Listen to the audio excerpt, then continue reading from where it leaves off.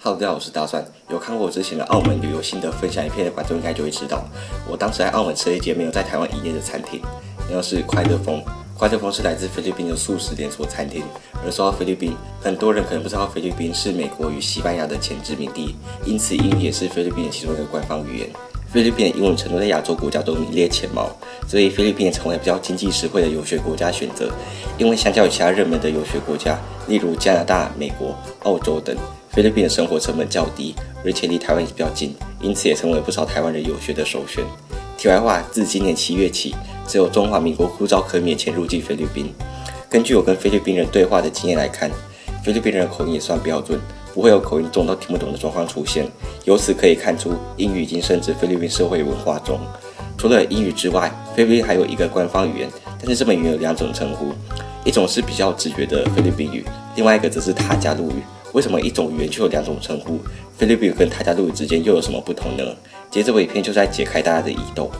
我们先来了解一下菲律宾境内的语言种类。除了2种官方语言之外，菲律宾境内语言数量总共高达175种。这可以从菲律宾的国土形状看出来。菲律宾总共有7600多座大大小小的岛屿，其中菲律宾有2座主要的大型岛屿，分别为北部的吕宋岛以及南部的米达纳尔岛，而东部那一带群岛则叫做米沙烟群岛。知名的度假胜地长滩岛以及苏就位于此处。顺带一提，吕宋岛跟米达纳尔岛的宗教信仰也有所不同。吕宋岛以天主教信仰为主，而米达纳尔岛则是以伊斯兰教为主，这可能是因为米达纳尔岛比较靠近马来世界的缘故。此外，菲律宾人的祖先是从台湾漂洋过海而来的南岛民族，这些南岛民族在菲律宾各地各自为政，彼此互不影响。因此，在西班牙殖民者到来之前，菲律宾都还没出现一个大一统政权。菲律宾在语言学上隶属于南岛语系马来波利尼西亚语族。而说到语言学，这边就要提到一个有争议的语族，那就是菲律宾语族。目前学界把菲律宾语族普遍视为一个地上的集合，而非学术上的语族。因为菲律宾境内的语言间差异性过大，这些语言未必来自一个共同的族语，只是分布位置相近。因此，学界普遍的共识是把菲律宾语纳入马来波利尼西亚语族的中菲律宾语制。总而言之，除了英语跟菲律宾语之外，菲律宾境内还通行像是苏武语，这是目前菲律宾使用人数第2多的语言，以及伊洛卡诺语、比克尔语等语言。而在菲律宾华人社区也通行闽南语，当地华人称该语言为赞人话。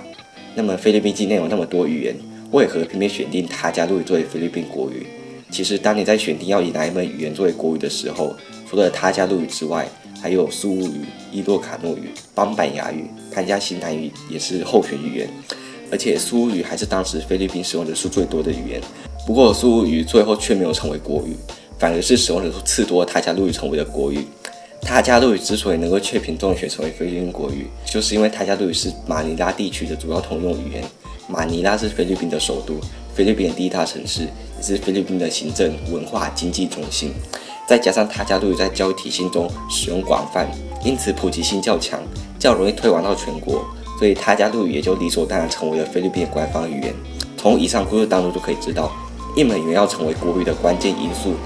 跟该语言是否在首都通行，往往比使用人数还要重要。至于塔加陆语是如何变成菲律宾语的，其实就像是普通话跟北京话的关系一样。普通话基础是北京话，而菲律宾语的基础就是塔加陆语。菲律宾语就是经过标准化的塔加陆语，因此菲律宾语跟塔加陆语基本上是一样的，只是菲律宾语吸收了更多其他语言的词汇，例如英语、西班牙语、苏武语等，并且从原本只在吕宋岛通行的地方语言，跃升成为在菲律宾全国通行的国家语言。而且把塔加陆语定义为菲律宾语，在政治上还有个好处，那是避免造成偏袒某个特定地区或种族的嫌疑，并达到举国上下同心协力的国家认同感。所以在称呼上，菲律宾语是从整个国家角度来看的，而塔加陆语是以地方的角度来看的。菲律宾语在菲律宾通行，但塔加陆语并非通行菲律宾的每个地方。就像菲律宾语之于普通话，而塔加陆语之于北京话。如果用视觉化呈现，这是菲律宾语的使用范围，而这是塔加陆语的使用范围。所以对外国人来说，如果要介绍菲律宾的2种官方语言，